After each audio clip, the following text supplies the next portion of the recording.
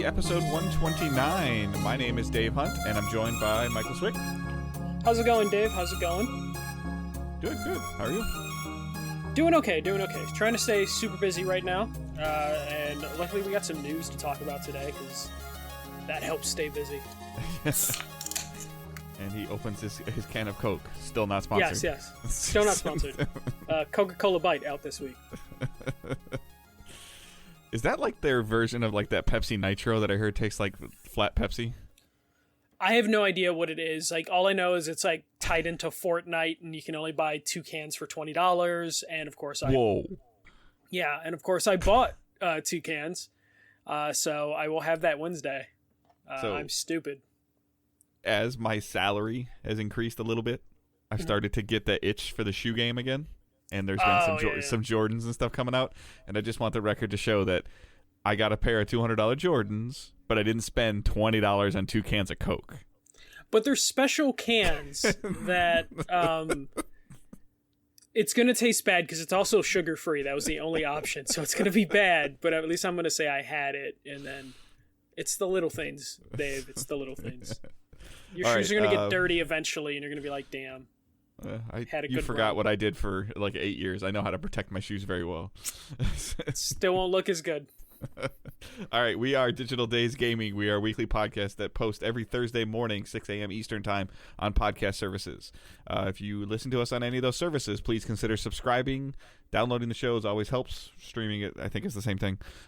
Leaving a review and with words is super, super helpful. So if anybody can leave reviews with words, as well as sharing our podcast on social media, on Twitter, on Facebook, the likes and the hearts on both social media platforms help tremendously, but just a retweet or a quick share, even a little blurb about something, you never know who's on your timeline that might be interested in it or who's searching anything hashtag driven that they could find it. So as any additional eyes are always super, super helpful. So everything else is linked in the show notes, and we're going to jump right into the news. Yeah, I think this is going to be an ongoing saga until it launches, but PlayStation Plus is still in that transition phase. We talked about several things last week, but more things have happened since we last spoke. The first thing is PlayStation is currently blocked stacking memberships for PS Plus and PS Now. Though PS Now, it's a little more complex because it's really hard to find those cards. So right now they have just halted people from stacking their yearly memberships, which is a very common thing for all of these services. Like, Dave, you're probably good until like another 2 years. I'm good, I think, for another 3 or 4 years.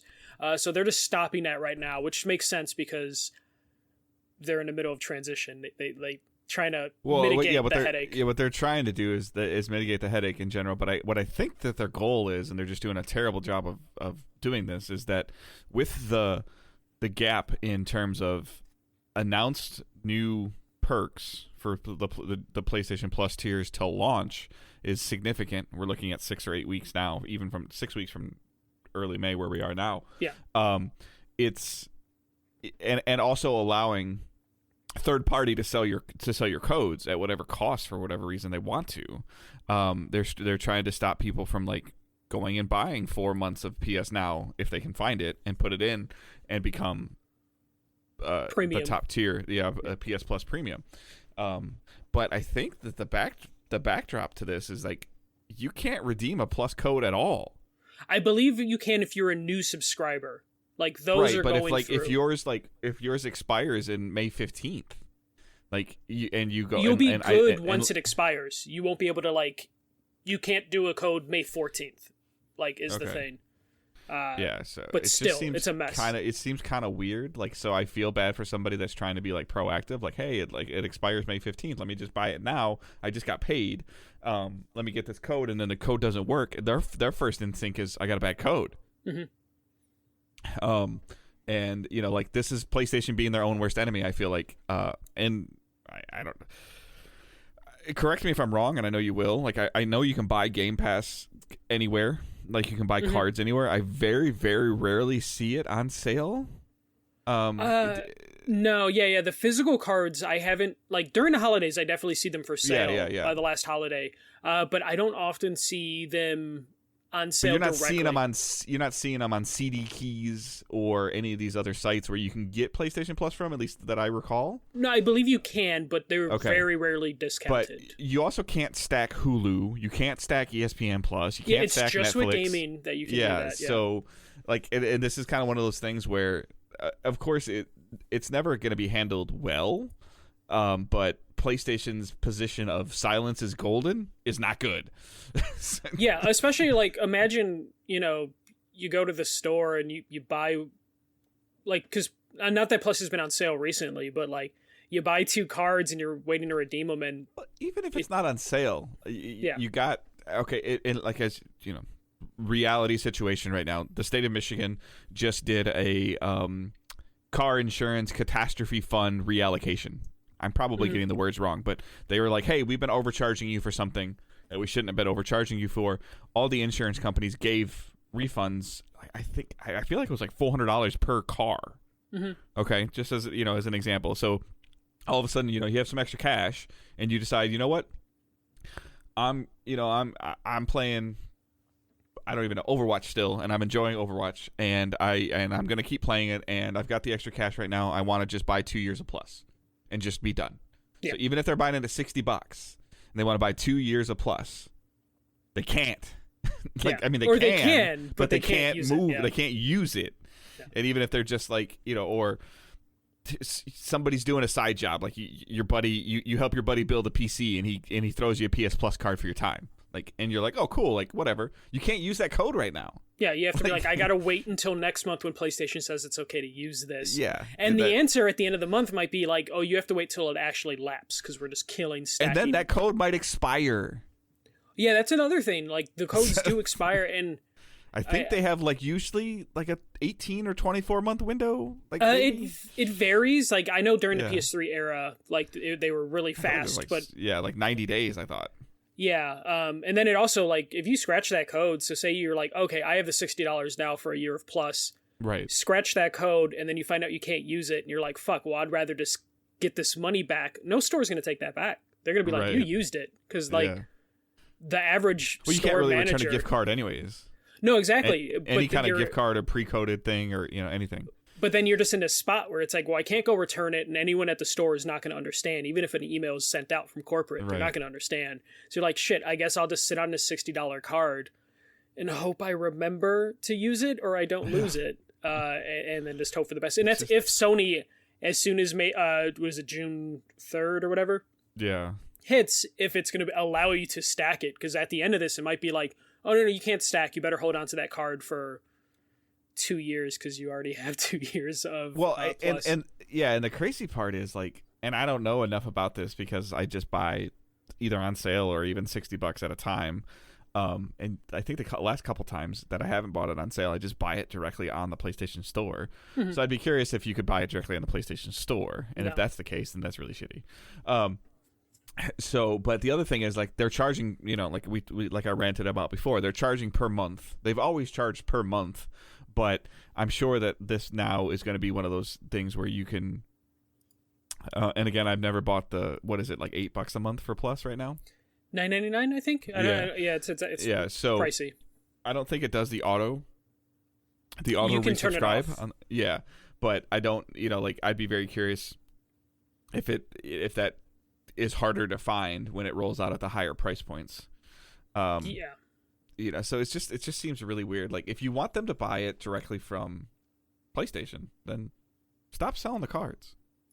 Yeah, but then at that point they would have to work with all their partners, and some partners are way slower than others to get that through. So it sounds like they're just gonna just be silent and just hope they don't piss off too many people. But like, there are some people that probably are gonna buy a PS5, and you're gonna be like, you know what, this is my system for the long run. Give me like 3 of those year cards, and then they're gonna be pissed off after they redeem the first one. Of like, oh shit, now this is again, like I got $550 to buy a PlayStation. Oh, I got another $150. Like, let me just not worry about this anymore. Let me just buy, like you said, let me buy and not think about PS Plus for 36 months. Yeah. And now they're just like, shit, I guess I have these pieces of and again, cardboard. It circles back to with their silence around it is that you redeem something or you buy something from CD Keys or any of these I don't want to say sketchy, but possible iffy websites where you're always thinking like, I still feel that way when I look at a Steam code sometimes, like Green Men Gaming. Like, what was the one place we were buying PlayStation Plus cards for a couple years ago, like Suge Games or something like that? It took like 48 hours or 3 days for you to get your code emailed to you, so you're already like suspect about that. Like, all right, well, I'm using PayPal, so I'm safe. You know, and then but your first instinct, as any consumer would be, is like, oh, the code is I got screwed. Mm-hmm. Because when you go to redeem a code, I'm assuming, because I know like PlayStation's not saying, hey, code redemption for Plus is deactivated right now. Not like you can find it on the internet if you Google it, but if you just type the code in, it says error. Yeah, so you don't know if you got ripped off or not, and it's the whole thing that you probably don't want to deal with if you're just like the everyday average consumer. So continuing on that train of PS Plus stuff. PlayStation is apparently requiring developers to make game trials and demos for their game if it costs more than $34. Other requirements will be that developers will have 3 months post-release to release a trial, and the trial must be available for at least 12 months. There's been a correction to that PlayStation is actually making the demos. Yeah, they are putting together a team for that. Because originally, like this, like again, circling back to what we talked about when this was first rumored about these 2-hour game trials as part of PS Plus Essential. Like, a demo is not a feature. And then the first instinct was, now you're requiring a company to make a demo. Mm-hmm. And you're not compensating them because, or we don't know if they would or wouldn't be compensating them because you're getting it from somebody that's giving you $120 a year.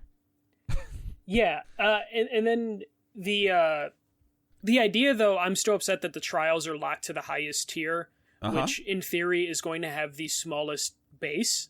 Trials and demos should not be tied to paywalls. It shouldn't be tied to paywalls, and if you're going to tie it to the paywall, for the developer's sake, you should tie it to the paywall with the bigger pool of players to choose from. Because then you're making the time and effort to make these trials that's only going to be used by a fraction of the player base. Yeah, I 100% agree with you, because I feel like if you're invested into Essential, like, or into the top tier of Plus, which is called Essential or Premium.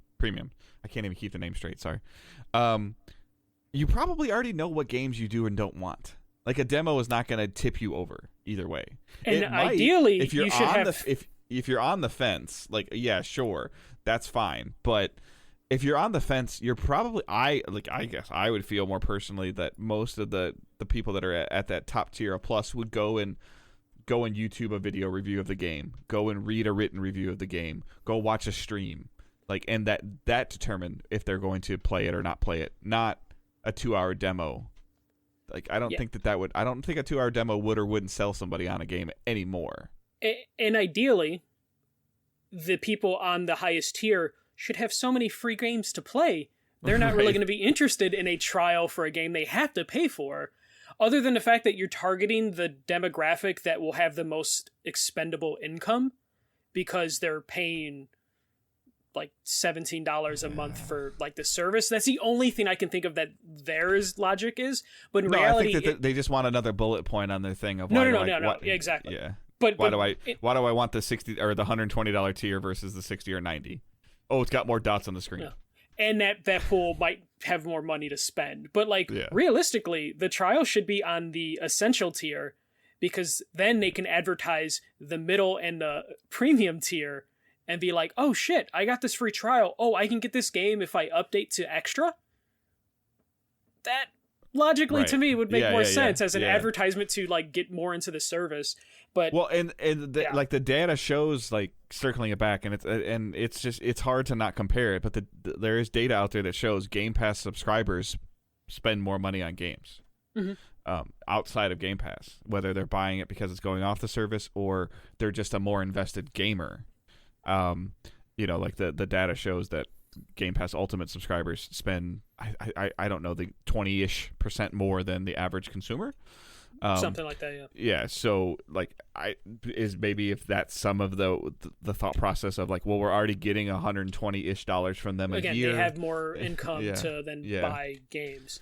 And then going back to the PlayStation being silent, this news was, I think, more newsworthy because the developers were like, oh, we weren't even formally told about this. It was just an update to the developer portal for PlayStation. So again, it's just like a lack of communication, and then that's why again, like when I saw it, I feel like it came out, and I was like, ooh, and then Sony's like, oh shit, okay, we got caught, like, yeah, and then even a couple hours later when the updates happened, it still isn't fully clear whether like Sony is really dedicating a team to doing trials for everything. Well, and the other crazy part is, how is this team gonna know like what's the best foot forward for this game? That's why I have a feeling, since we don't have all the information, it's going to be like, you do it yourself, or you can pay us to do it for a small fee, and then. But what if I don't want to do it at all? Then you can't be published on the biggest platform that is for gaming. That's bad.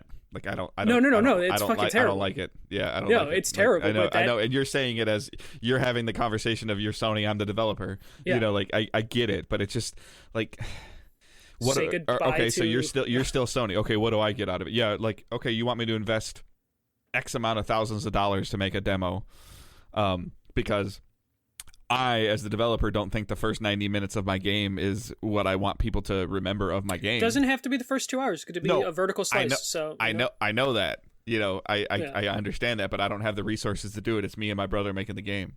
Small fee. Or sell your game for cheaper, because it has to be over $35. So I wonder if we'll see some price reductions of somebody that was thinking $39 or $49 going, you know what, 35 sounds sounds fine. Yeah. $33.99. Yeah. Or it goes from like, hey, you know, what is their cut, like 30% cut? They're like, okay, if you want us to make the demo, we get a 40% cut. And it's just like, shit. And then, you know, they would have the data to be like, oh, it's worth it for us to do this because...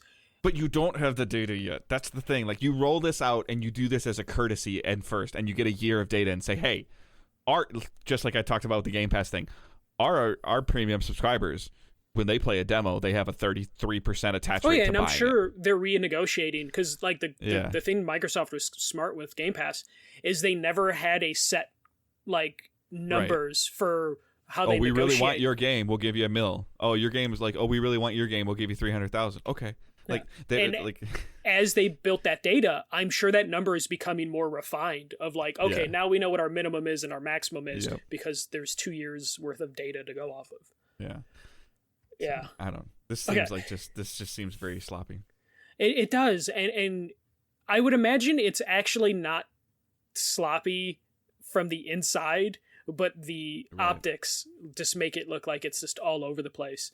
In other PlayStation... But I wonder if this is going to be negotiated too, though, of like, okay, we want you to be exclusive on our platform. Okay, well, you pay for the demo. Yeah, no, I could totally see that just being a little check mark on their side of being like, hey, we'll take care of the demo stuff. Just, you know, send us some shit and we'll figure it out. Or they'll build in something where it's just like a timer, kind of like the EA thing. And then going forward, like now that developers know this is a thing, like they can start developing forward for it, you know, because, and I understand before anybody comes in at me or Michael, like, yeah, you can do a demo on Steam, but that's been the norm. So when you're developing for Steam now, you make the demo. This, knowing Sony, this is probably somebody that's releasing a game like July 1st that got some kind of email the other day, like, hey bro, you got to make a demo. Which is why that there's a caveat of you have 3 months post-release to get the demo. But who knows what happens if you don't hit 3 months? What if your game's popular? Does Sony just go, oh, we'll ignore that? Like, it's fine. Like, what happens there? Because the contract's already written for those developers to publish their stuff. You can't, I mean, I know, you know, you can change anything with how they word things, but still, does Sony want to deal with like a challenge to that later on in the future? Probably not. So they'll probably be very loose with this stuff. And then what's the first PlayStation Studio game that goes, you know what, I can't do the demo right now. It's probably like a Naughty Dog game. We can barely get the game out, and you want us to make a demo as well? Like, or you're just going to be able to play the section they showed 3 years ago at an event? No, you know what it's going to be? It's going to be Naughty Dog's so good at like their prologues. You know, just think of the Last of Us prologue. Yeah. They're going to do one, and it's only going to be like a half hour. And then PlayStation's going to be like, yep. 2-hour trial right here. You can play the half hour. It'll be like PT where you just walk down the hall and turn right. Walk down the hall and turn right. It's going to be the half-hour demo that you can play 4 times before it expires. And it's just like, yeah, it's 2 hours. In other PlayStation Plus / Now news. Hold up 1 second. Yeah. So, Hussein writes in chat, do you think that we might get a small video or a state of play describing things before the service gets released? Hell no. I can see like a 3-minute video just like montaging the library. Yeah, but not explaining how you access a demo. No, because I don't even think there's going to be demos day one. Right. Like that's something later down in the future. But we will finally eventually get like our montage of like, hey, here's all the things here, and it's just the stuff that we didn't remove from PlayStation Now. But I do not think there'll be any trailer. I don't think there'll be a PS Plus tiered trailer. There will be a trailer talking specifically about PS Plus Premium and never mentioning the other two lower tiers. If they do, it'll just be like PlayStation Plus Essential, the current PlayStation Plus as we know it. PlayStation Plus Extra, here's like the library of games. If anything, they're going to focus more on that middle tier than the lower tier and the premium tier, because I just don't think there's going to be enough content in the premium tier. And then a lower tier, there's not much to say other than like, hey, it's your 2 games a month. I just want to know what these logos are going to look like. So we watch a trailer now, and we see like if it's coming to Game Pass, they just put the Game Pass logo on there, and we know. If a game's coming to Plus, is it coming to... Is it 1 plus symbol? Is it 2 plus symbols? Is it 3 plus symbols? Well, luckily we know PS4 and PS5 games are coming to the middle tier, so like I guess it'll just be like the but you don't think there's going to be a PS5 game that's exclusive to the top tier? No, not at all. Like the PS4 and PS5 is going to stay the middle tier. I think the premium tier will probably go away after a year. It's either going to go away or they're just going to stop adding games to it, because the problem with making the top... Or it's just going to be PS Now. No, that's what it's going to be. Right. But I'm saying like the top tier is going to be one of those ones. Eventually you're going to run out of old content to put on there. Technically there's not new PS2, PSP games coming out. So eventually that tier is going to stagnate depending on how rapid they release. If they reach a deal, I'm just using broad examples, but if they reach a deal for Outriders 2, like that's going to be on the middle tier. Yes, that's by what default. They've established. Yeah, or the next Borderlands. Yes, they have established the PS4 and PS5 tier, because that's I think the tier that they really want. I will never get the highest tier then. No, there's no reason for you. Right. Yeah. I might do the $90 one. And the middle tier is cheaper than Game Pass, so the middle tier is actually their competitor to Game Pass. Depending on what the library shows. No, that's what I'm saying. But I get you. Yeah. The premium tier is just like, let's see what money we can squeeze out of the whales as much as possible, which is like a fair business strategy. It's just a strategy that has like a finite library that you can pull from, which is going to be the thing that's going to be interesting. How often are we going to see games added to this to where like, is premium first month going to be worth it? Maybe to dick around. I feel like they've got to have a strong like cannon shot at launch. And that cannon shot is not Miles Morales God of War, in my opinion. No, the middle tier will have stuff, but again, I think the premium tier is the one like they can't blow their load like on the premium tier too. No, both of them though. I think both tiers need to have it. Like you can't. I mean, I think you would have to at this point in time essentially dump the entire PS Now library into the top tier. Because that's what Plus and Now was. If you had Now, you got all that. But to like you're saying, like after that, what does the rotation of games in and out look like? What does the additions look like? Yeah, sure. Like this game, like I think you're going to mention it later. This game preservation team is probably going to be working their butts off to get like what's a good number though? 5 games a month added? 3 games a month? It depends on what 10? That first month is. Like, right. You know, like they need to make the first month feel big. Because as a competitor, Game Pass usually does something like 6 to 8 games at the first of the month, right? Plus surprises, which is like another thing. Like I don't think they were advertising, but 2K22 just dropped on Game Pass this week. Like that wasn't part of the original like list of games coming to Game Pass for May, or for April, or whatever month it was. So like they're gonna have to have surprises, and they're gonna have to have like a big month. What I can tell you though is they just removed over 50 titles from PlayStation Now. And look, guys, we're bringing it back. Yeah, they're pretty much like all Sega and Konami games, plus some other ones. So like the big one I think is Metal Gear Solid 4. like that one is stuck on PlayStation 3. Like it's a PlayStation 3 exclusive, never ported to any other console, not included in any of the HD compilations. The only way to play that is if you have a copy of it on PS3 or through PS Now, but now it has been removed from PS Now. Boy. So that sucks. I would hope they're renegotiating with Konami, and that's what this is about. Like, Konami was like, hey, we have some PSP Metal Gear and Silent Hill games, and you guys want to emulate that, so let's renegotiate and, like, increase the pay. But then they lost a bunch of Sonic games, which a lot of the Sonic games are backwards compatible on the Series X, which is, not a good look for PlayStation. But yeah, so I guess we're probably going to see that over the next, like, month as they launch, is this, like, stuff that's going to go away and be renegotiated, or you would hope it's being renegotiated, because if you're Konami, you're not going to turn away free money, I would assume, unless they struck a deal with like a slot machine company for the IPs. Right. But what you alluded to earlier is PlayStation has set up a game preservation team. It's very vague on what exactly this team's doing. But based on the title, I am assuming this is just an arm of the new PlayStation Plus team. Which I know, Dave, you're not the biggest, like, proponent of old games, but at least it shows they're doing something. Too little, too late. Like, this should have been, like, a year ago, and then this, like, it brings more credibility to what you're launching in June versus, like, hey, like, we're going to do this thing. Like, hey, bro, we don't have anybody to make these games run better. Oh, okay, let's start hiring those people. We launch in 4 weeks. Well, you better start hiring them now. Well, the only good thing is, like, the emulator, they're probably using the emulator from the PS3. That worked fine for PS2, PS1 games. Or for PS1 games, it worked fine. And I'm assuming it's something like that. I would assume the game preservation team isn't doing, like, the hard, like, coding work. I would wonder if they're just, like, going to third parties and being like, can we get your library? And, like, the caveat for that, is... to your, like, what you just said, though, is like we've already seen that PS1 and PS2 games can run on other systems. Yes. PS4s, PS3s, and PS4 I'm meaning by those PS2 classics. Yeah. The elephant in the room is, how is a PS3 game going to run through emulation with the cell processor and all that stuff? Like, that's the thing. Like, the PS2 library is fantastic. The PS3 library is where PlayStation really hit its stride.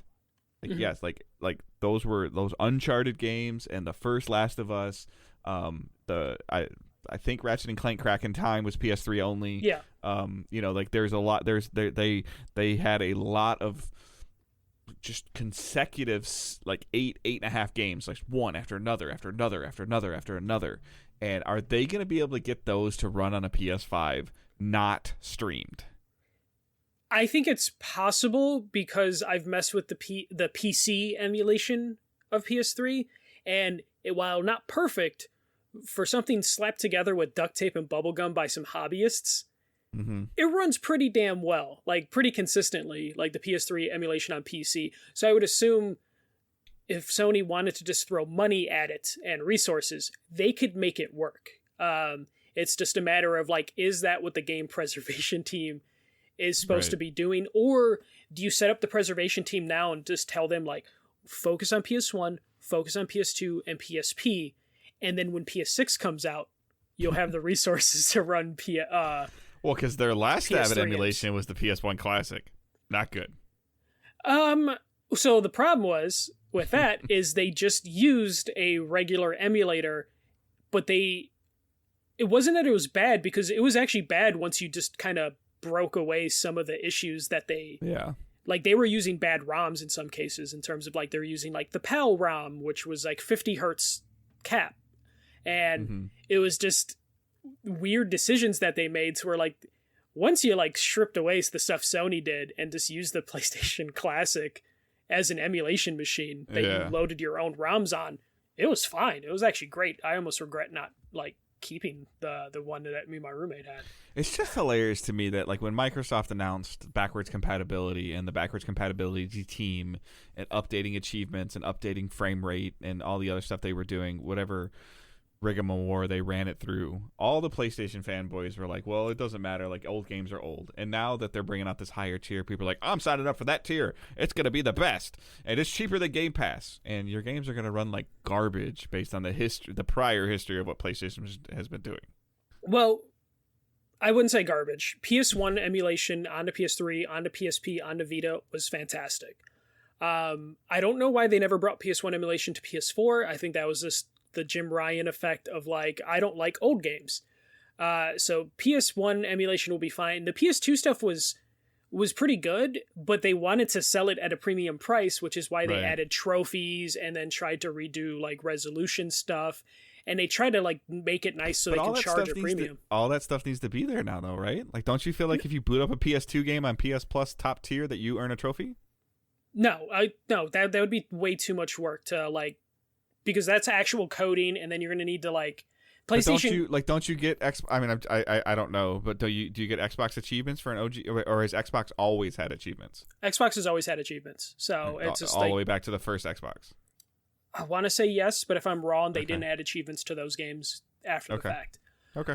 So like, yeah, there won't be any trophies, but what they're gonna have to do is some of the work that Xbox did, where it's just like, hey, we took the frame rate cap off some of these games, and we have AI that's just doing the HDR for it. They're gonna have to have something like that, which is probably what the game preservation. The lighting is just better by default because of how it runs in our system. You know? Yeah. There's some things they're gonna have to do to tweak it, but like the PS4, they didn't give a shit about emulation. Like, I feel like the only reason we got those PS2 classics on PS4 is because the heads of Sony were like, they're like, if we're gonna do this, we're gonna have to justify charging. I don't at $14.99. I think most of those games were. Yeah, I don't remember because I didn't care. Yeah, I think I downloaded Twisted Metal. I just remember like one table at an E3 booth or a PSX dedicated to it, and I was like, went over there. I'm like, okay, it's GTA whatever 3. Yeah, 2. I remember. I'm like, I did good. Twisted Metal, and then I was like, this is fine. And I think I may have did Bully as well.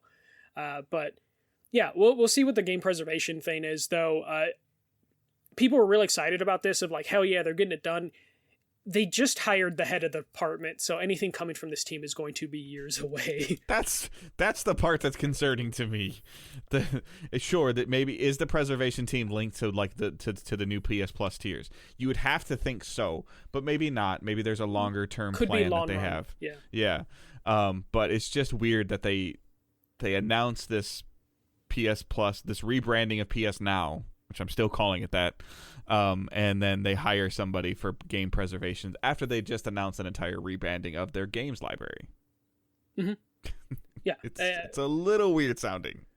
Yeah, you would hope it's just one of those things where they hired him a while ago and then they're just like, now can reveal the embargo's up, the NDA is up, they can say they work now.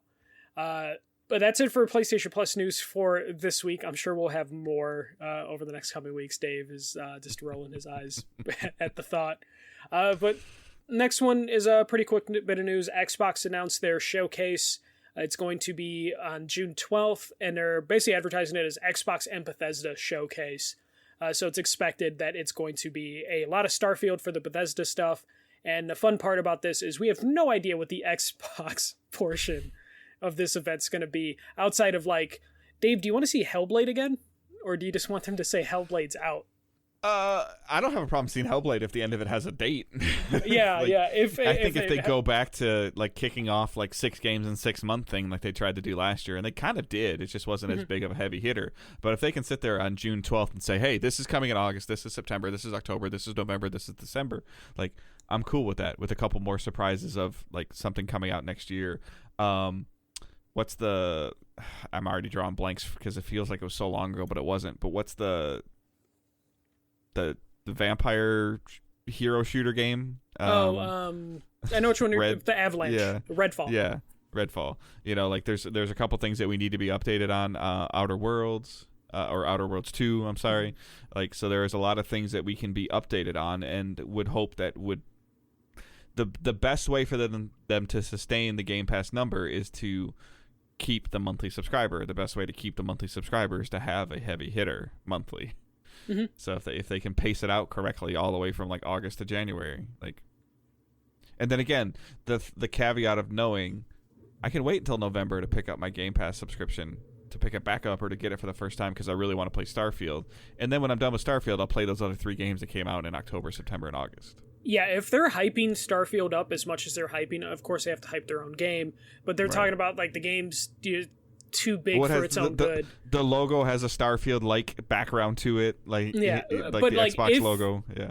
If that is going to be as big of a game as they think, it's going to potentially sell a lot of Game Pass things, which, to your point, they're going to have to line up every month past November with something to keep people in, especially like, even if Starfield's coming out like the first or second week of November, they better have a heavy hitter for the end of November, because the 1 month trial people will have no reason to continue. That'd be a great time to drop the Redfall game in, or to drop Hellblade 2, or because Hellblade's not going to be a Christmas seller, so you might as well drop it in December. Like, it's not, Hellblade's not going to, that's not the family holiday game. And whether anybody likes it or doesn't like it, roll your eyes, don't roll your eyes. It's not for Microsoft. It's not about selling multiple copies of Hellblade. It's about selling multiple copies of Game Pass. Yeah. That's what it's about. Now, if Starfield sucks, they're screwed. Like, 100%. If Starfield bombs, because like right now, I would say, we talked about this before, Xbox hasn't had a big hit on Game Pass. They've had surprise things. Them directly. Yeah, them directly. There's been sleeper hits that have gotten success from Game Pass. Yeah, Outriders. But not from Xbox Studios. So. Yeah, and they really need Starfield to hit, and then they need to follow that up with as many things as they possibly can. Or they're going to end up, eventually Microsoft's going to look at that division and be like, you're just not doing it. And then I don't even want to know what happens to the industry if Microsoft gets bored. But they need something big. I'm assuming we'll probably see Avowed from Obsidian before we see Outer Wilds or Outer World. We have to see Hellblade. It sucks. There's a lot of stuff that's just kind of far out for them, and I kind of don't want to see anything that's far away. Right. So it's just looking either at that, or they need to update us on that, and then they need to have some heavy third-party stuff to say like, "Hey, this game comes out in September and it'll be on Game Pass." Like, have an update. I don't even know what it would be, but like whatever. Like, all right, let's just use Skull and Bones as an example. Hey, we've got an update for Skull and Bones for you. It's coming out October 10th, and it's going to be on Game Pass day 1. Like that kind of thing. Square Enix wants money. Final Fantasy 16 coming to Game Pass. That would fucking day 1 would blow up like the internet. But yeah, they definitely need to get this right. I'm hoping we'll hear like what Sony plans to do for their summer thing, because summer is still the time to do it. But even then, like I feel like Sony right now, they're even further out on some of their studios than Microsoft right now, because all their studios just hit like over the last year or two. Chat saying like Horizon 5, like Forza Horizon 5 was their hitter last year. Yeah, but it didn't have the staying. Like I think Michael's talking about they need a hitter that's in the Game of the Year conversation. Yeah, they need something. Like Starfield coming out November 11th. I think is November 11th. I think it's 11/11. Needs to be, has to be, doesn't need to be, has to be in the top 5 Game of the Year contenders. Yeah. Like Halo kind of fumbled the ball a little bit. It was already out of the window because it came in December. Yeah. But like it has to be, or they have to have something else up their sleeve that comes out in October or late September that's in the Game of the Year competition that we don't know about. Indiana Jones. That was announced 2 years ago. Yeah. I mean, I don't know. Like I'm just. Because you got some stuff, like I assume that Ubisoft's Avatar game will be out this fall, I believe. Yes, it's supposed to be out before the movie. Potentially, you got Ragnarok coming out this fall. Potentially, I don't think it's coming. God of War Ragnarok, you have to, like Starfield has to hit. Mm-hmm. I'm not saying it has to win Game of the Year, but it has to be. I'm going to use a sports term. It has to be on Jeff Keighley's graphic when he's talking about and the winner of Game of the Year is an Xbox game needs to be on one of those 4 or 5 pictures. Yeah, Starfield needs to be in like almost every category, and like legitimately be in every category, not just like, when Cyberpunk was getting on categories, and it's like, really? Did you just put this on here because you thought it was going to be big, but it turned out not to be big? Yeah. It needs to like actually be like solidified hit, like critically and commercially, and then they need to follow it up. Like I almost think the follow up to Starfield is more important than Starfield itself for how things are going. Like whether it was good, bad, or indifferent, it was a solid game. Like they need a follow up on par or higher par than what the medium was. The medium came in January, post Christmas. You know, they need something like that to draw the attention. Yeah, and just hope it's just better quality. Yeah, similar to me to draw the attention of like what Nobody Saves the World did for me in January. Yeah, they what they probably would want is what they tried to recreate last year, where it's just like, oh shit, Outriders is coming. Oh shit, Back 4 Blood's coming. Those games didn't hit that big, but they still won the internet for like 6 days. Yeah, because it was like, oh shit, because I think the Back 4 Blood announcement was during their E3 press conference, and like that was like a big deal, even though Back 4 Blood kind of came and went. At the time, it was a huge deal of like. And it was a big deal that they essentially, Xbox came out and said, okay, we're gonna talk about a whole bunch of games today. And everything you see today is coming to Game Pass. Yeah. So you never... I think the only thing that they showed that wasn't coming to Game Pass during that show was an Assassin's Creed game, right? I think so, yeah. Yeah. And that was just like in the middle, just like, yeah, we had to do this. Right. So, I mean, if they can do something on that level, again, and it have some solid stuff with dates and Xbox Studio games. Yeah. So... all right, next story. This one's just real quick. Prince of Persia: Sands of Time remake is changing developers. So Ubisoft has shifted development of the Prince of Persia remake from their Indian studios. I believe there was 2 studios in India that were working on it. They moved it to the Montreal team, which is kind of like Ubisoft A team. And they said the decision is an important step, and the team, building upon an achievement by Ubisoft, Poon and Mambi, will now take the time to need to regroup on the scope of the game and deliver you the best experience of this remake of an all-time classic when it's ready. So Montreal Studio are the original developers of the game, and then the game was delayed indefinitely before this shift. This is the Immortals team, right? It might be, yeah. Ubisoft Montreal. Yeah, I think this is the Immortals Phoenix Rising team, which was a branch off of the air quote good Assassin's Creed teams, I believe. Yeah, I mean, they did work on like some of the. I mean, it's Ubisoft. That's the only thing that sucks about like trying to figure out Ubisoft is just like, who are they? Who what games did they actually work on? Like Montreal did some Far Cry stuff too, if I remember correctly. Like a couple people that I got to interview. So they did do like Hyperscape. They did Assassin's Creed Valhalla. They did Far Cry with the pastor guy. Yeah, Far Cry 5. Right? Yeah, and then I think they did the Watch Dogs. So games. Okay. So in terms of like tiered level recent Ubisoft games, like Michael said, this is your A team. Yeah, that isn't massive. Far Cry 5 not considered to be necessarily the best Far Cry, but the better one in a while since 3. The best post 3. Watch Dogs. If they did 2, Watch Dogs 2 was significantly better than 1. Yeah. And then Legion, whatever. And then so I just feel bad for this Prince of Persia game. It just seems like it's in development hell. People were so excited about it coming out. They saw it. They're like, not that. and then Ubisoft pulled it back entirely, and now they have to change development team. Like, this game's not coming out for a while, a long time. Yeah, no, especially they both were like, building upon the late achievement. 2024 at best. Yeah. At best. Well, because remember when they first revealed it, people were excited, and then they saw the gameplay, and it was like, oh, this is bare bones and ugly. And then they're just like, okay, we're going to delay this indefinitely. But it's definitely one of those things where in their messaging, they're like building upon the things achieved by those 2 studios. But then also being like, we're going to regroup on the scope of the game. It's this mixed messaging of like, this game's a mess, we need to fix it. But also still saying like, oh yeah, those studios they achieved something.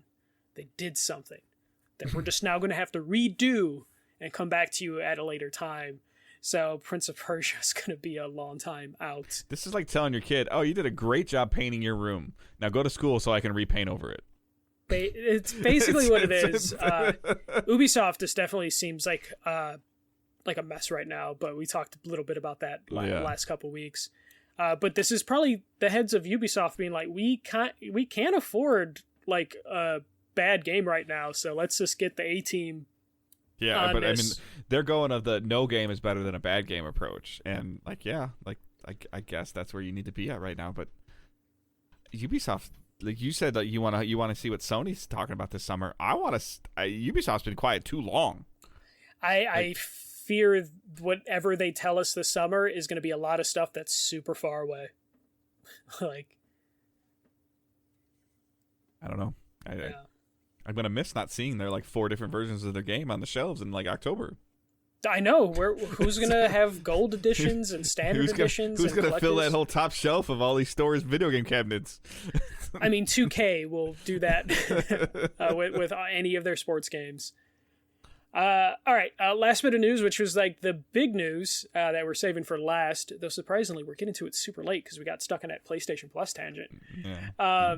So we don't have a lot of questions, and I didn't play a lot of games, so we're fine. Yeah. Okay, so this was out of left field, but not really, because I feel like me and Dave kind of threw this away a couple of months ago of like, they should just do that, and they did it. Square Enix has sold Crystal Dynamics, Eidos Montreal, and Square Enix Montreal to the Embracer Group. So the Embracer Group is set to buy the 3 studios, their IPs, Tomb Raider, Deus Ex, Legacy of Kain, Thief, along with 50 back catalog titles. So I believe they mean games. A lot of websites were reporting IPs, but I don't think those 3 studios have 50 IPs between them, but they do have 50 games between them. The total cost of this acquisition... Well, like 17 of them are Tomb Raiders. Yeah, exactly, yeah. Like... the total cost of this acquisition... Sorry, couldn't resist. $300 million in cash. So Square has sold those 3 studios all their IPs for $300 million. In theory, is a steal of a century, but also Square has complained that they've lost a shit ton of monies with these studios, so that was probably the best they could possibly do. I don't think it was the best I don't think it's the best they can do. I think kudos to Embracer. I think Embracer went to them and said, "Hey, we're thinking about this, and this is the price we're thinking about. Here it is, and you get back to us."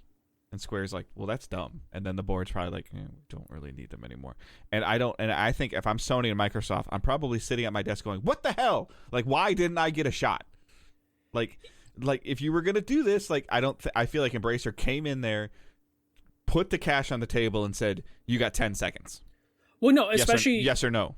It's in cash. And they're like, but no, you got 10 seconds, yes or no. And if the answer is no, we're walking away completely. And they did Square Enix think that they could get more than $300 million for these IPs and these studios? I think they did, but it was sitting there right in front of the guy, like you're buying a car, and he just like they set the briefcase on the table and said, "This offer expires when I shut the door." Yeah. So Square Enix did announce immediately after this that this money is going to be used to future projects in blockchain, AI, and cloud technology. And this is something the Square Enix CEO has had a real hard-on for the last year. Like, really wants to work with like blockchain, NFT, crypto, wants to go all in on that. So I think it's been a perfect storm in terms of... The board's like, sure, you do it. Find the money and tell us where you're going to find the money and we'll approve it. All right, I found the money. Yeah, no, I think it's exactly, it was just like, CEO sits down with the board, is like, we need cash. Okay, what are our big games and how soon will they come out? And they're like, Final Fantasy 16, maybe a year away.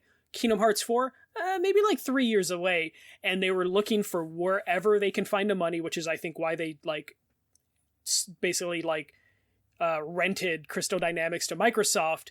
And then, to your point, that's when Embracer came in and is like, we have the cash. It's going to be debt-free. We're not going to have to do some weird fucking moving shit around corporate-wise to get you the money. There's going to be no courts. Yeah. 300 million. I think they're Sweden or Switzerland. So who knows what that means, like, tax purpose-wise, in terms of, like, you're not dealing with the U.S. system, which is going to be a pain if you sold to Microsoft. If you sell to Sony... If Sony wants it, there's probably some like specific Japanese like Japan purchasing like that the government has to approve it or something. Yeah, and they're just like we're in Europe. You just we have the cash. And I also think Embracer probably went up to them and was just like, the last game by Crystal Dynamics lost you $200 million. Like, because that's what the estimates are. Like, Avengers lost $200 million. It's really hard to pitch your studios as, like, super valuable when you're like, the last game they lost $200 million, even if it's not that studio's fault. On paper, when you're working with financial institutions, are going to be like, why would we put $1 billion into something that lost $200 million? And we don't know the status of the Avengers IP. Like, because we know that Disney owns it, obviously, but we don't know if that IP was in conjunction with Crystal Dynamics or in conjunction with Square Enix. So we don't know. There was an update on that actually a couple hours ago. Okay. Oh. It is up to Marvel to decide if they want the Embracer Group to have the Avengers and Guardians IP. Okay. So I would assume if you're Marvel, you're like, it's either yes or it's just like, you know what? No. We're good. Like, we appreciate what you did, but we're good. Yeah. You know. Especially when you have like... But what I also find like super fascinating is... And I don't really necessarily know how to word this, but one, like, this is a freaking steal. Like, just Tomb Raider alone, I would have thought would have been, as a name, would have been worth more than $300 million as an IP. Personally, I don't know if you agree with me or disagree with me.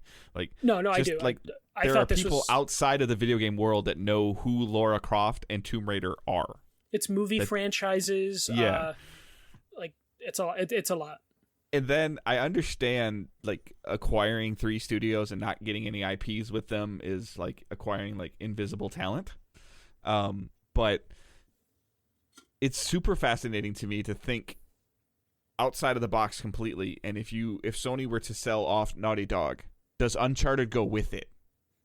You negotiate to sell it. You know what I'm saying? And I know that's a broad example, but like, why would Square just say, we're good, we don't need Tomb Raider anymore, we don't need Deus Ex anymore, we don't need Thief anymore? Like, I understand that those studios that they're selling off are the ones that made it, and Square's probably like, well, we don't really like what they did, but you could have like retained that IP and sold it to Microsoft to make a game. Like, you could have third-party free agented out. Like, I understand that the studio is attached to the IP, but the value equation doesn't match, like, at all. Dave, like, if say you were going to sell your house, okay? And the people that were going to buy your house followed you on Twitter, and for years you just shitted on how garbage your house was. I know. Like, you're just saying. Like, every time something would happen, you'd be like, the fucking roof caved in. What the fuck? This house is a death trap. And then that person finally came up to you and then just showed you the times you tweeted about how shitty your house is. And then was just like, yeah, we want to buy it. But we've been following your work for years, and you say the studio's a problem. So we want to buy this studio, but we also need the IPs too. Like, this isn't, especially Embracer, their whole thing is like, we're just going to re-release old games. We're going to clean them up and re-release them. So Embracer was like, this deal happens with the IPs or it doesn't. If they clean up some of the Tomb Raider games and remaster them, they're going to make this money back just from that. Well, yeah, and then like Deus Ex. Deus Ex is a franchise people love, and I think especially Cyberpunk 2077 was trying to be like a new Deus Ex, and it just couldn't do it. Well, Deus Ex is another franchise that I'm super interested in playing just because of like the cyborg third-person character game. And if I'm not mistaken, Deus Ex has also been one of those franchises that has been pitched around Hollywood for like a TV movie adaptation too. So Embracer has the same one that carries some kind of clout. Like Tomb Raider and Deus Ex carry clout. Legacy of Kain is not small fries, and Thief. People have been begging for a great Thief. Legacy of Kain. Thief. You don't like. I don't know. Like, if we took a poll on our Facebook group, it would probably be like a winner of like, do you want to see Legacy of Kain brought back over these other franchises? And then buying the IP doesn't mean that any of the studios have to make it. Embracer Group can sell grant access to somebody else. They have 124 studios now after this deal, the Embracer Group. Right. So they had 121 before that they could pick.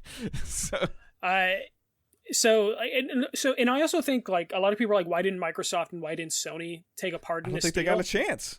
No, I would imagine Microsoft was already renting Crystal Dynamics, but I think because of the Activision Blizzard thing being such a mess that Microsoft probably has to hold back on big acquisitions right now. Sony's tied up with Bungie.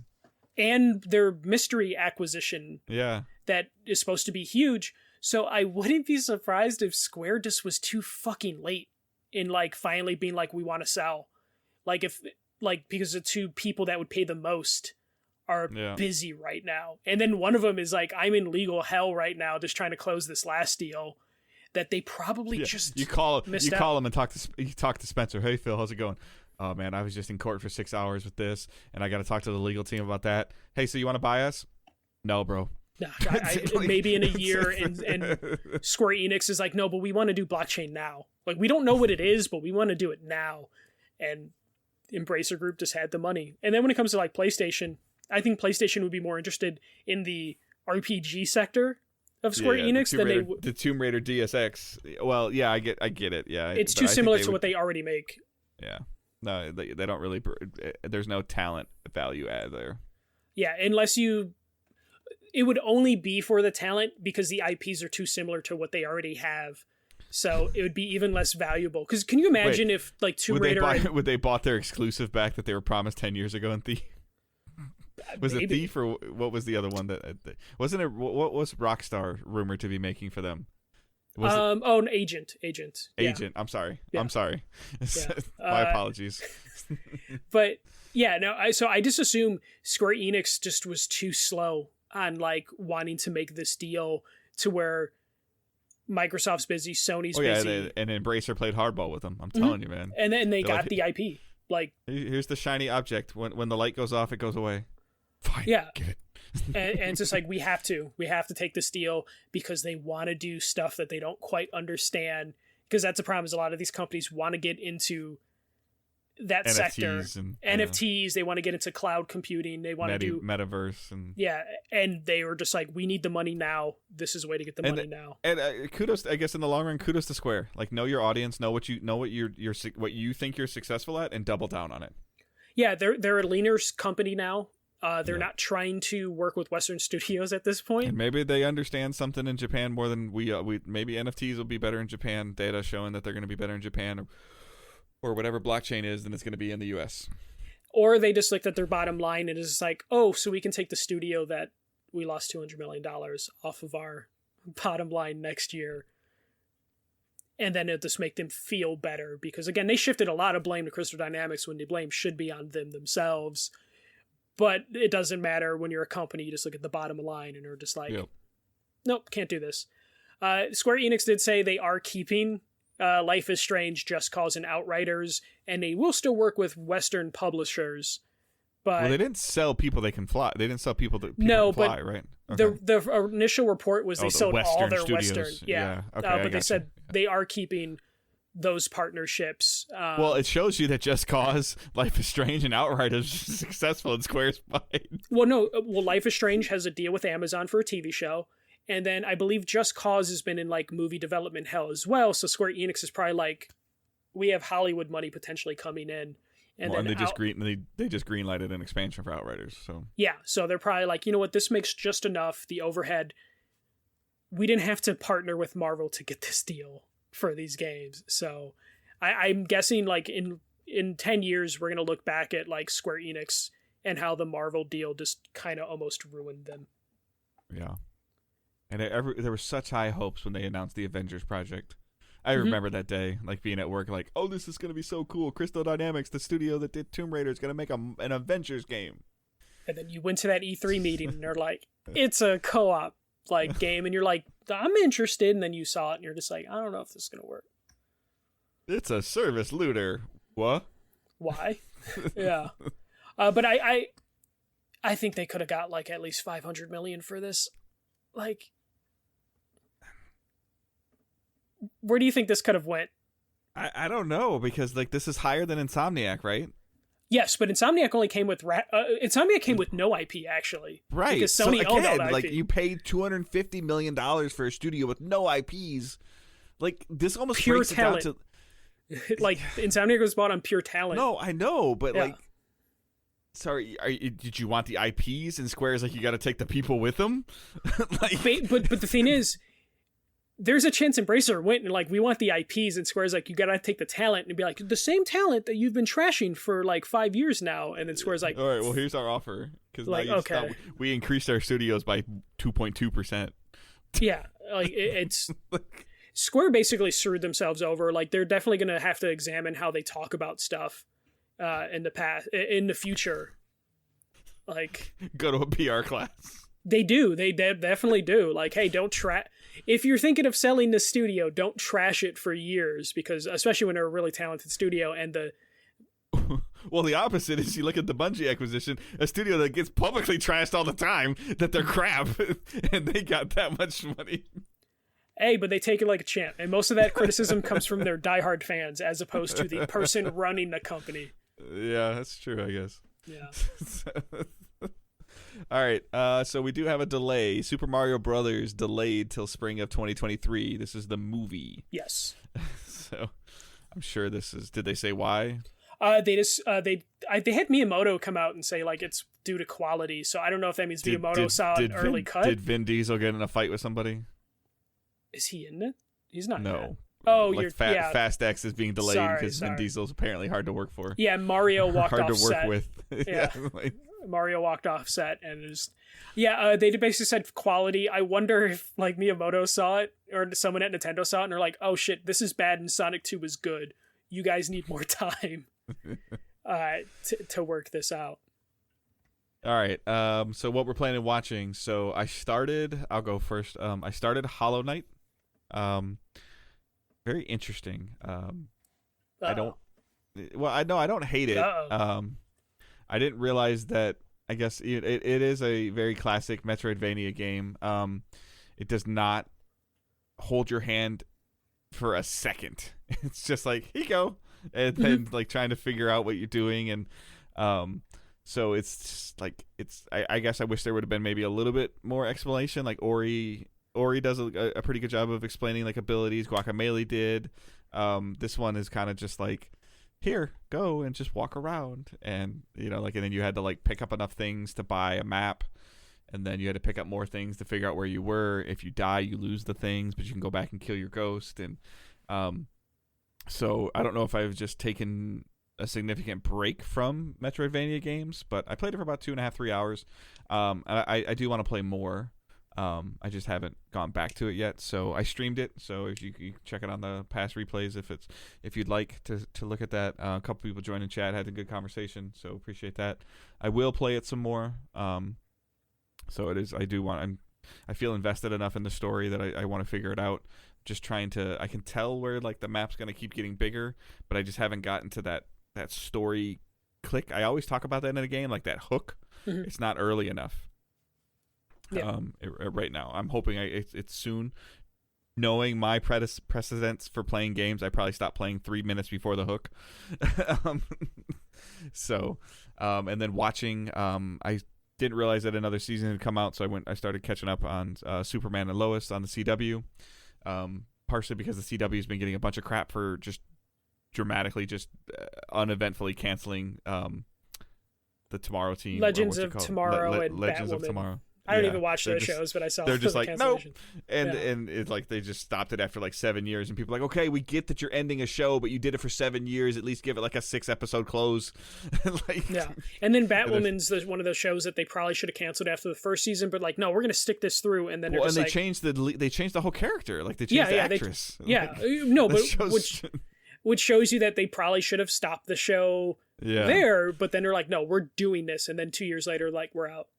We're done. And then more watching, because I'm a sports nerd junkie. Michael's gonna roll his eyes with the I watch a lot of the NFL draft. I don't know how you can watch the draft, but it's okay. I mean, I predicted a trade for the Lions before it happened.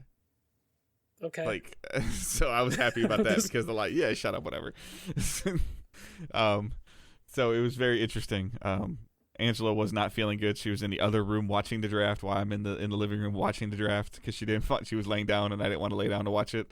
And the ESPN was like, oh, they're gonna do this. I'm like, they better not.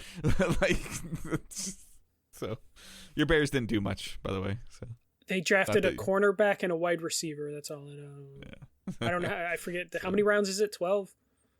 7, but I watched I watched the first round, which is Thursday night, which is the most entertaining one, and then night 2, Friday night, is the second and third round, which is the semi entertaining stuff, and then after that it just goes like pick, and then Saturday it starts at like 10 a.m. and it's done by like 4. They start each one gets faster, but it just seeing the way that the player movement has been going in the NFL now is like the off season is almost more entertaining than the regular season. Similar to how much you like July 1st to July 7th for basketball off season following. Well, I mean, it's how we kind of treat video games now. I think me and you have more fun breaking down the news than actually physically playing the game sometimes. So I totally understand that. Like, I'm like that with baseball and basketball. But I also have a love of college football and a love of pro football. So those two things, that's the day that they mix together. Mm-hmm. So, and ESPN's good at putting packages up for people you have no idea about. And they're like, here's this person's life story. It's like, they really made 200 life story videos for this weekend. All of them are 13 and a half seconds long, but they're all great. Yeah, you get the idea, So, but yeah, that's it for Played and Watched for me. So.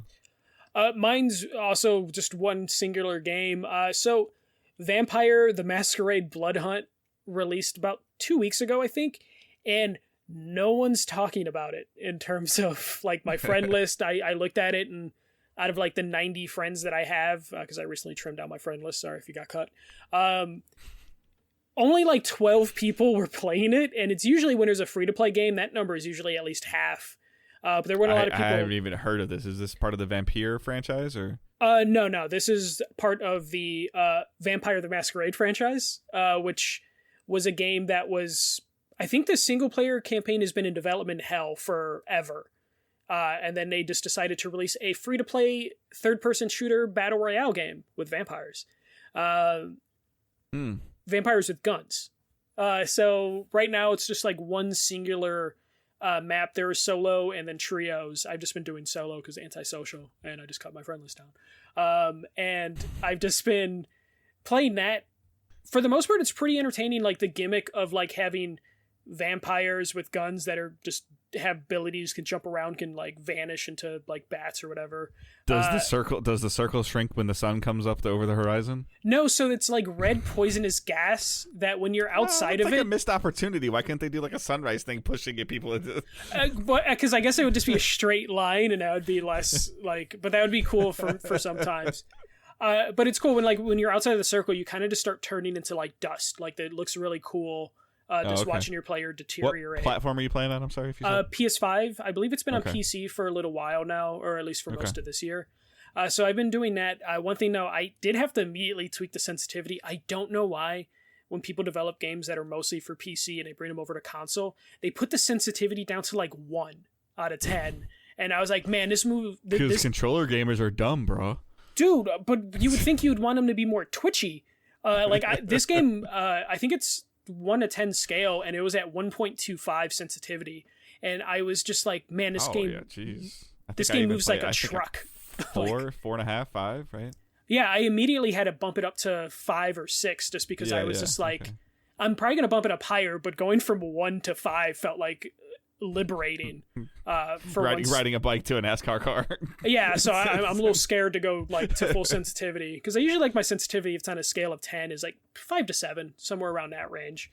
But I'm enjoying it enough. Like, it's a free to play game, so I think it's probably worth a download to just mess around with it. But just having the different vampires, having their different abilities.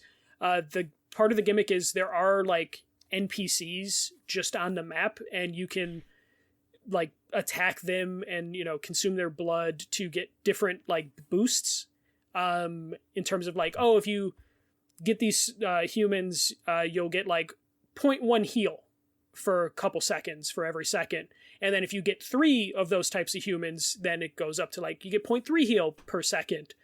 So you can basically use the NPCs as a way to like boost up your stats.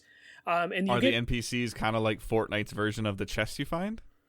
Kind of, yeah. They're basically just standing around, and you do have like a sonar ability that like shows you where all the weapon caches are. I was gonna ask somebody. He put it in chat. The best thing is biting people. Like, do you get to bite people? Yes, that's basically what you're doing. Yeah, you have a gun and you're biting people, and each different vampire class has a different ability that they can use. So basically, you're running around this map, and I like that the circle isn't just like a traditional circle. it's weird different shapes and designs as it like closes in. So sometimes the map will close in like weird alleyways, and it's just like complete chaos when it closes in like an L shape or something like that instead of like an actual circle. So that's interesting. There are some cool things in terms of like you do get like you can revive yourself one time. You get like a 1+ life that you basically, when they kill you, you'll just like form out of like the fog, and then you have one more life to try and win it. So is there any visual indicator if you have that life still? Like if you're fighting somebody like in a 1v1, can you tell if he has it or doesn't have it? No, if there is, I just haven't noticed in like the couple dozen games I've played. I'd be like so happy if I beat somebody to win and then he just self-reses and kills me. Well, that's funny. Like it basically, when you res, it takes you away from the battle. So you don't just res in the same spot. So far when I've killed someone, or I've been killed, like I don't know where they're coming from. Like there was one where I had the satisfaction of like I eliminated someone, or they eliminated me, and they were spending too much time looting my body that I was able to get rezzed, and then I came back around the corner and then just immediately annihilated them and got my revenge. But so far I haven't... How many? Is it a 100-player Battle Royale? Or? 45. So it's not as big.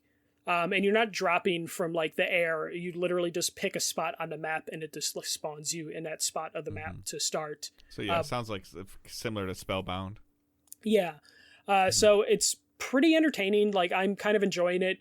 It seems populated enough. Like I'm finding games in like a couple minutes, which isn't great, obviously, but for a game that when I looked at my friend list and saw only like 12 people tried it, I was like, oh, this is going to take forever to find people. Yeah. But I'm finding people in like 2-3 minutes, which isn't terrible. Maybe it'll be a slow burn game. You start hearing some things talking about it in like in mid to late May, early June, you know? Yeah, especially like I do believe there's like some sort of single player thing coming for the Masquerade franchise. So maybe when that comes out, this can revive more blood into there, no pun intended. And this can like blow up a little bit. I don't know how long I'm going to stick with it, but it is something that like right now when I'm kind of in like, I can't find anything I really want to play. Like I have gaming paralysis right now on the Xbox Series X because I downloaded a bunch of Game Pass games and I can never decide which game I want to play. And then right now on the PlayStation, part of the reason why I downloaded this on PlayStation is like I haven't turned on my PS5 to play it in like months. So I was just like, you know what, let me use this PS5. So I downloaded this game just to give it a shot. And I figured I might as well use my PlayStation in preparation for PlayStation Premium when I get that top tier and regret it. But they said it's easy to upgrade, so hopefully it's easy to downgrade too. Drinking your $10 Coke with it. Yes. I look forward to that $10 Coke. And it's going to be terrible. I can't wait. All right. Questions and comments using hashtag AskDigitalDays. You can send them to us. You don't have to wait for the Facebook post or the tweet. You can just send them whenever you want, and we'll find them using that hashtag on Twitter, or you can post it in the Facebook group or in our Discord channel. So Chip Holt writes, what do you think about Square selling off these studios for what seems to bargain basement prices, around $300 million for all of them? Could it actually be good for the studios not to have the pressure from Square? So I think the main part of this question we've already answered, but the second part is, could it actually be good for the studios not to have the pressure from Square? Go ahead. Okay. I'm glad we put this question here is because I forgot to mention something earlier. Part of my fear is we haven't seen Embracer release a full AAA game to the size of Tomb Raider or Avengers. So my only concern is, yes, I think that the pressure is going to be nice not having that from Square, but I worry, is Embracer willing to put the money down for a Rise of Tomb Raider level experience? Because they haven't released anything that big. I guess we'll find out with Saints Row this summer. But even then, like, Saints Row scale to Tomb Raider scale is I think the big difference. The first caveat is that this new Tomb Raider has already been announced and already in active development. Yes. So that's a good thing for Embracer. My part that I'm more curious about is, can Embracer's board or whoever is in charge of Embracer go to whoever makes the I'm drawing a blank now. Whoever is making the Legacy of Kain, and say, okay, what's the next installment of Legacy of Kain going to be? Or what's the next Thief game going to be that we're going to announce? Do they have the, like you said, do they have the know-how and the wherewithal to start a bottom to top, a top-tier new game? AAA. Not new IP, but new game. Yeah. Yeah. And I think the AAA is a big thing. They're really good at AA right now, which I hate using that term, but that's the best way to explain them. They're really good at like mid-tier games, and can they go to Crystal Dynamic and be like, oh, we saw Rise of Tomb Raider, we saw it cost $100 million, it was a cinematic masterpiece, but it sold like shit. Or not shit, but like not enough to return on investment of what was put into it by Square Enix. Can they go to Crystal Dynamics and be like, we'll give you that budget again? Or are they going to go to them and be like, can you do that but like a 12-hour game? Like, you can keep the same production levels, but we can't do a 20-hour game. Or does Embracer allow Crystal Dynamics just to run on its own and just report to them? Yeah, especially when you're talking about like a veteran studio that is also partnered with Microsoft right now. Like, you know, what does Embracer expect from Crystal Dynamics right now? I guess I'd be more interested in Eidos Montreal, because they just finished Guardians of the Galaxy. They're probably not going to continue that franchise. So because I'm sure that a script or a foundation has been made for a sequel. Oh, for sure. I'm sure they were planning like a whole thing for that, like a whole universe. So, and now if that got crushed, or if Disney says, you know what, you Embracer can't have the Guardian IP, then like again, like we talked about, what does a new Thief being made by Eidos Montreal look like? Yeah. Can you do Deus Ex this soon after Cyberpunk, you know, kind of crashed and burned? Yeah. I don't know. So, yeah, it'll be super interesting. I would love to... Has Embracer come out and said anything? They just said that they're happy to have them on their team, and then they touted that they have 120 developers, and then they're taking the 1,100 employees. So they basically just said, like, we're going to let them do what they do best, but you of course you say that. You know, like, you kind of have to. They know how to publicly speak about their new studio acquisitions. Yeah, they're not going to trash them right away. That would be crazy. That would be Square Enix. Yeah.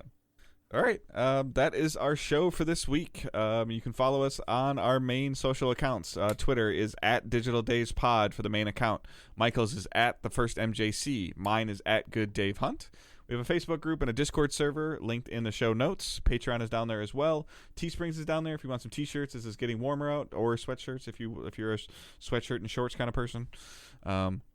There's some other stuff in there as well as ways to reach us through any form of media is linked there. So just go ahead and check those out. Please leave a review if you can. If you haven't, please do. Subscribe to us on Twitch if you'd like, and YouTube and TikTok. We will start probably doing TikTok again pretty soon. I think we kind of like upset the algorithm, so we took a break. So we're not really sure how we upset the algorithm, but we did something wrong. So you should expect to see a little bit more short form content again, probably post Mother's Day, I would say. Just to make sure that we're in the clear, as my week next week will be relatively light. I'm traveling to Kentucky again. My son graduates college on Sunday, so don't expect a whole lot from me, although Angela did buy MLB The Show on Switch. Oh, nice. So I get to talk about that. And we will have some conversation next week about headphones, wireless earbuds, and over-ear headphones. So we'll talk about some of those next week. And so that'll be a little bit more hardware focused. Michael and I both have a set of identical headphones, and I have another set of headphones that I can't talk about until next week. So other than that, I hope everyone has a great week. Keep moving forward. Don't be a dick. See ya.